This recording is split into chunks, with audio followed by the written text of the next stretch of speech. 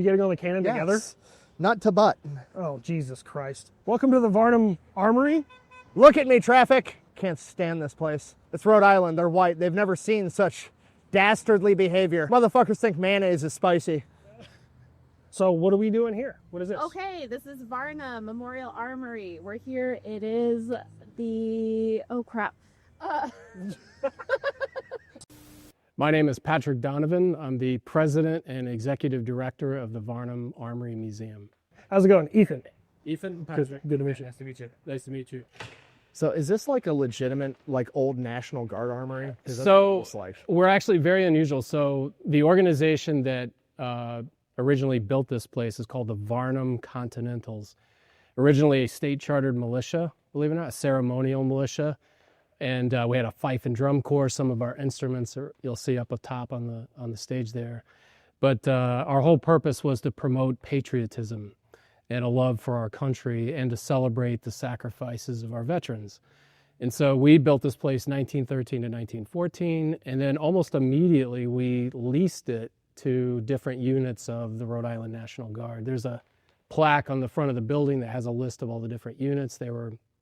I think early on they were Coast Artillery units. Oh, hey, that's right on my alley. 243rd Coast Artillery. So when we walk around downstairs, if you look closely on some of the doors, you'll see like still the stencil outline. It'll say, Commander's Office, 243rd Coast Artillery, and that's from like the 1920s, 1930s. We try to preserve that part of our history. So not only do we have this vast museum collection, so we say it's the largest collection of Rhode Island military history in existence. So we have thousands of objects that span from the 17th century all the way through to the present day. Nobody knows it yet. We have the oldest flag in America downstairs.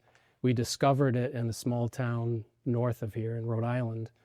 PBS did a 30-minute documentary about our discovery and conservation of it, but we haven't even done a Wikipedia page, so no one really knows that it exists yet. Oh, hell yeah. So you'll get to see that. We could take care of that. Yeah. Oh, they're going to definitely know now. Yeah, it's some pretty cool history. Oh, yeah, you've had a creation of a couple of wiki pages over things you go over. I'm on Wikipedia like 5 or 6 times now. For Sergeant Reckless. Sergeant Reckless got credited with the first ever gender reveal because of me. Guy Gabaldon got credited with being the first guy with a Harley on Saipan because of me. And then mine and Pewview's video on Carlos Hathcock is cited as like historic evidence of proof that shot is possible through the scope shot. Oh, wow. So, but what's your background? How'd you get involved in this? So I work in tech. I work for a company called Schneider Electric, and some work colleagues of mine happened to be volunteers here, and they knew I had an interest in military history, and you got to come in here and check this place out. And at the time, the leadership at the time were getting old. They didn't have the energy. They didn't have the resources to really take care of the place. So this building was literally almost collapsing on itself. The roof leaked for years. All these old window casings were completely rotten in many places. Downstairs in the museum, there was no climate control, very little security. So all of the surfaces were covered in white mold. There were moths actively eating all the textiles. It was just a complete horror show. And it became my passion to rejuvenate this place, bring it back to life, triage the collection, stabilize it, and start to build the building back up. And it's been like a 10 to 12 year process. Awesome. Because obviously this building's really nice now. Like when I walked in, that's like the first thing I noticed is how nice and upkept this building is. How did you raise the money, or how did you get funding for that? Or I think a lot of it is demonstrating passion for the mission that we have here. For decades, this place had been basically a men's social club. As you can imagine, it was kind of a place to come, hang out, smoke and drink, and kind of have cool stuff on the walls. And I'm trying to shift it to, hey, this is a museum. It deserves professional care standards. This is Rhode Island history, one-of-a-kind stuff that's, there's millions of dollars of artifacts in this building. And they saw the seriousness, they saw the passion, We got a lot of volunteer effort, and then we've been able to develop relationships with charitable organizations who have given us the money. We would appreciate and encourage anyone to help support our mission, Absolutely. which is to preserve and share Rhode Island military history, to inspire and educate the public. All right, start the tour. We're with you, sir. So our collection, the vast majority of it we own, but there's a decent amount of stuff that's on loan to us. A lot of what you're going to see in the museum has been in this building literally since the 1920s, 30s, 40s. A lot of them have their original inventory tags. That's gold, right? It tells you who did it belong to, when was it donated, where was it used. And because we have that information for a lot of our stuff, it's not just a random sword on the wall or musket. Like, we know who it belonged to, and that allows us to tell much more interesting stories. One of my favorite objects in this building, it's on loan to us from the state of Rhode Island, is this Civil War cannon. It's called the Gettysburg gun. So this 12-pound Napoleon, the tube was forged in Boston, Massachusetts. It belonged to Battery B, 1st Rhode Island Light Artillery. So a battery of artillery in the American Civil War, you would have 6 of these guns, about 150 horses, about 120 Rhode Islanders in this battery. It's in all the major battles of the American Civil War in the Eastern Theater up until the Battle of Gettysburg, where it earns its nickname. Battle of Gettysburg, July 1st, 2nd, 3rd of 1863. It's the biggest battle in the American Civil War. It's a 3-day fight. There's about 165,000 Americans that fight each other over these 3 days. It's hard to imagine that scale today. By the end of the fight, there's 51,000 killed, wounded, or missing. It's just hard to imagine those numbers. Battery B arrives on the battlefield on day 2, July 2nd. And the main Federal Army is behind a stone wall on Cemetery Ridge, face to the west, facing the Confederate Army. And Battery B, for whatever reason, gets thrown 150 yards in advance of their infantry, perpendicular, face to the north. They are totally exposed. They know they're going to get attacked, and they have their guns deployed, and they're engaging with a Confederate battery near Robert E. Lee's headquarters on the Chambersburg Pike. They ended up getting hit in their flank by 1,200 Howling Georgians of Wright's Brigade. They quickly close the distance, becomes hand-to-hand combat. The Gettysburg gun is captured in this fight. Eventually, Union reinforcements would come up, infantry, beat the Georgians away, and they would recapture this gun and get it back to Battery B. On the 3rd and final day of the battle, the gun is now behind the stone wall. And Robert E. Lee decides to attack the Union center behind that stone wall, right where Battery B was located. They were kind of the center of the whole Union line. And you may have heard of the famous infantry assault called Pickett's Charge. Right? He sends 12,000 infantry roughly across these open fields to attack the Union center. Preceding the infantry assault, they had massed 150 guns across a 2-mile front. And at 1 p.m. on July 3rd, a signal gun went off, triggering all of these guns to start firing repeatedly.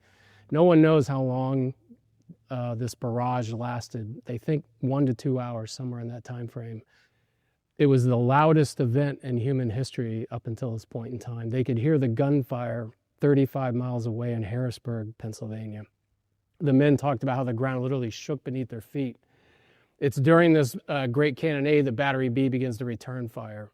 I'm sorry, but there's no hearing protection at this point. No, I know. Nobody's hearing right? shit after. I don't know how any of them escaped with their hearing. You know, it blows my mind.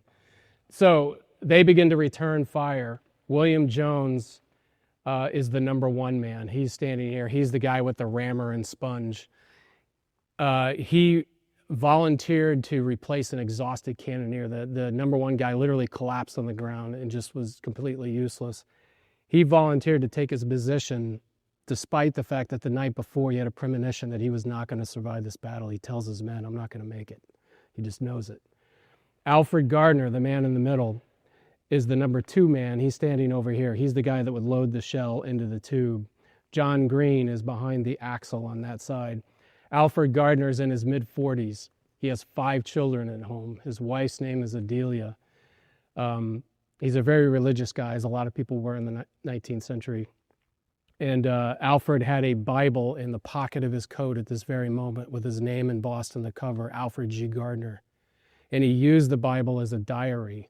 So in the margins of the pages, he writes little messages to his 5 kids, words of advice, words of wisdom, emotional stuff. He takes a shell, a bag of gunpowder, and a round solid shot. And he's turning to put it into the tube, but before he gets there, a Confederate shell from a mile away arches over the battlefield and strikes the muzzle. You see the dent in the 4 o'clock position. I was about to ask about that, but I didn't want to interrupt your story. That shell explodes. It decapitates William Jones, throws him several feet forward. Alfred Gardner has his left arm severed below his shoulder. He gets a gaping wound in his rib cage. He ends up laying against this wheel, and he's laying there with his one remaining arm outstretched. He's conscious, but he's bleeding to death. His best buddy, his tent mate, was Albert Strait of West Greenwich, Rhode Island. Albert says that he immediately goes to Alfred. He grabs Alfred's hands, and the first words out of Alfred's mouth was, "Please tell my wife I died happy. Please, please make sure she gets my Bible." Albert says they're in the midst of battle. They're under fire. He's like, "I didn't take the Bible right away." He says, "I bid farewell to him. I shook his hand." He said, I turned my back. And he says that he heard Alfred yell out in a loud and clear voice, "Glory be to God, hallelujah, I am happy, amen." And then moments after saying these words, he bleeds out and dies laying against the wheel. Albert, determined to return fire, picks up the shell that Alfred had dropped in the ground.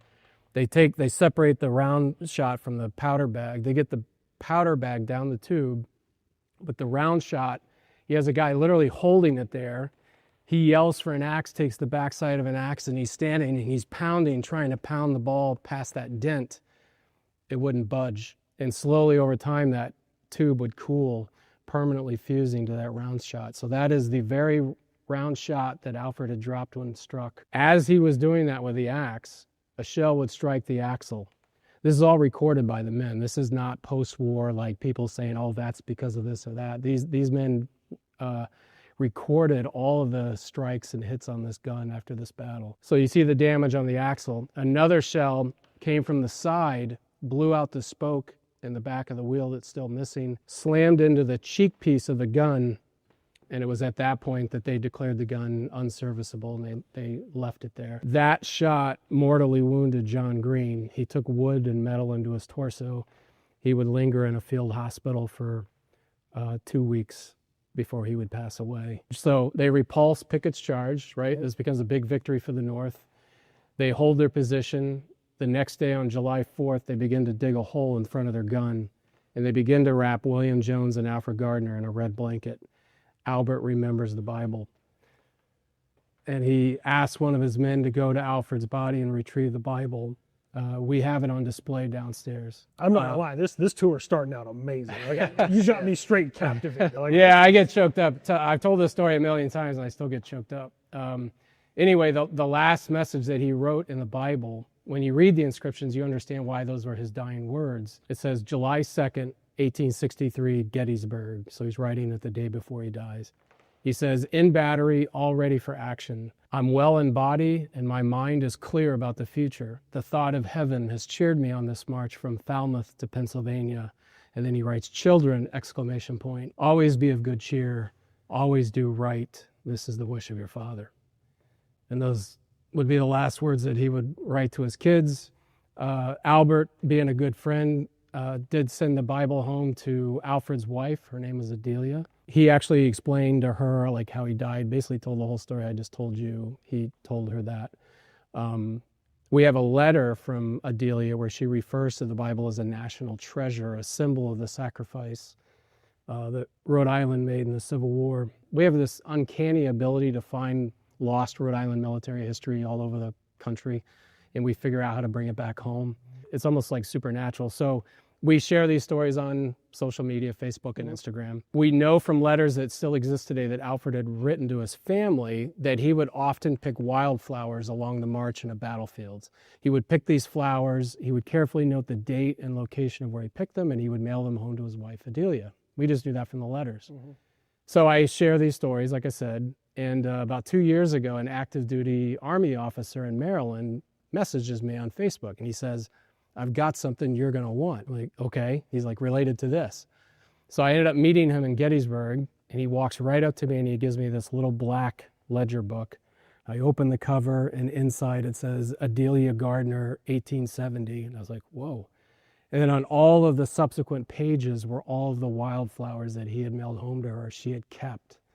And she carefully noted the date and location of where he picked them. And I have it open to a particular page downstairs. It's on display with the Bible. And it says June 22nd, 1863, Falmouth, Virginia. And she wrote the last. Feel free to walk around inside the ropes. There's battle damage all over the gun. There's shots on the tube itself. Oh yeah, you can see like bullet Yeah. ricochets and stuff. Yeah. Like, this is... I mean, it is, these two Civil War guns are arguably the most original Civil War artillery pieces. They're on their original carriages. Biggest collection of Civil War artillery is Gettysburg National Military Park. They have, I don't know, over 100 guns on the field. None of them have the original carriage. They're all reproduction. If you see, This is the original carriage. yeah, so you see a shot here, and then this one, it even dents the steel tire. So that was high velocity strike.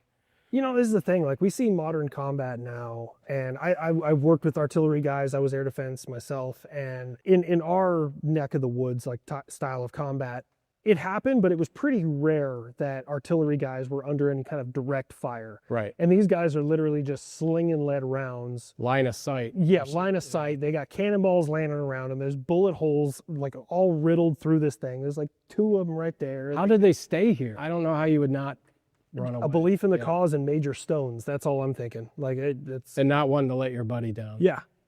Is there any significance to the carved? I don't know if they're initials. Are they initials of these guys? We don't know what those are. So it's a long story about how the gun ended up back in Rhode Island. Battery B veterans learned that the gun still exists. They petitioned the U.S. Congress.